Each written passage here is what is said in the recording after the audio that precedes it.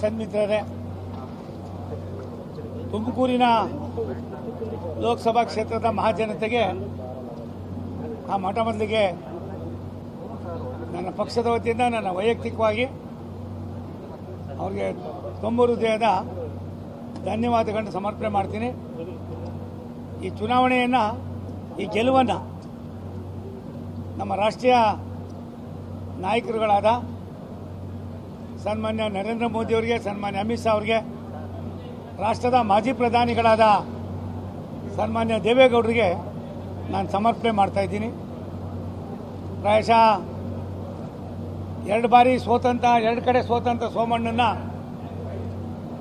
ಮತ್ತೆ ನನಗೆ ಮುಖ್ಯವಾಹಿನಿಗೆ ತರುವುದರ ಮುಖೇನ ನಮ್ಮ ರಾಷ್ಟ್ರದ ನಾಯಕರಾದ ಸನ್ಮಾನ್ಯ ಅಮಿತ್ ಶಾಜಿಯವರು ಅವರೇ ಸ್ವತಃ ಮತ್ತೆ ಡೆಲ್ಲಿಗೆ ಕರೆಸಿ ನನಗೆ ಹೇಳಿ ಇವತ್ತು ಅವಕಾಶವನ್ನು ಕಲ್ಪಿಸಿಕೊಟ್ರು. ನಮ್ಮ ರಾಷ್ಟ್ರದ ಎಲ್ಲ ನಮ್ಮ ಪಕ್ಷದ ನಾಯಕರುಗಳಿಗೆ, ರಾಜ್ಯದ ನಮ್ಮ ನಾಯಕರಾದ ಸನ್ಮಾನ್ಯ ಯಡಿಯೂರಪ್ಪನವ್ರಿಗೆ, ಸನ್ಮಾನ್ಯ ಹಿರಿಯರಾದ BL ಶಂಕರ್ ಅವರಿಗೆ, ವಿರೋಧ ಪಕ್ಷದ ನಾಯಕರಾದ ಅಶೋಕ್ರವರಿಗೆ, ರಾಜ್ಯಾಧ್ಯಕ್ಷರಾದ ವಿಜಯೇಂದ್ರ ಅವರಿಗೆ ಹಾಗೂ ಎಲ್ಲರಿಗೂ ಕೂಡ ನಾನು ನನ್ನ ಧನ್ಯವಾದಗಳನ್ನ ಸಮರ್ಪಣೆ ಮಾಡ್ತೀನಿ.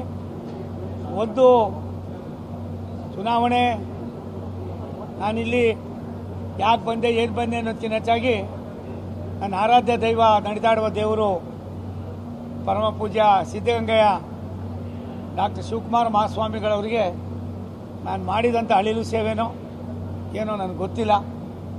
ಅದೇ ರೀತಿ ಪರಮ ಪೂಜ್ಯ ಆದಿಚುಂಚನಗಿರಿಯ ಪರಮ ಪೂಜ್ಯ ನನ್ನ ಆರಾಧ್ಯ ದೈವ ಡಾಕ್ಟರ್ ಬಾಲಗಂಗಾಧರನಾಥ ಮಹಾಸ್ವಾಮಿಗಳವರ ಅವರೀರ್ವರ ಕೃಪಾಶೀರ್ವಾದದಿಂದ ಮತ್ತೆ ನನ್ನನ್ನು ರಾಜಕೀಯವಾಗಿ ಎರಡು ಕಡೆ ಸೋತಂಥವ್ರನ್ನ ಇವತ್ತು ಲವಲವಿಕೆಯಿಂದ ಸಾಮಾನ್ಯ ಜನರ ಕೆಲಸವನ್ನು ಮಾಡೋದಕ್ಕೆ ಅವಕಾಶವನ್ನು ಕಲ್ಪಿಸಿಕೊಡೋದಕ್ಕೆ ಅವರೀರ್ವರ ಮತ್ತು ಇನ್ನಿತರ ಎಲ್ಲ ಮಹಾಸ್ವಾಮಿಗಳವರ ಕೃಪಾಶೀರ್ವಾದವು ಕೂಡ ನನಗೆ ಸಾಕಷ್ಟಾಗಿದೆ. ವಿಶೇಷವಾಗಿ ಮಾಧ್ಯಮದ ತಮಗೆಲ್ಲರಿಗೂ ಕೂಡ ನಾನು ನನ್ನ ಧನ್ಯವಾದಗಳನ್ನ ಸಮರ್ಪಣೆ ಮಾಡ್ತೀನಿ.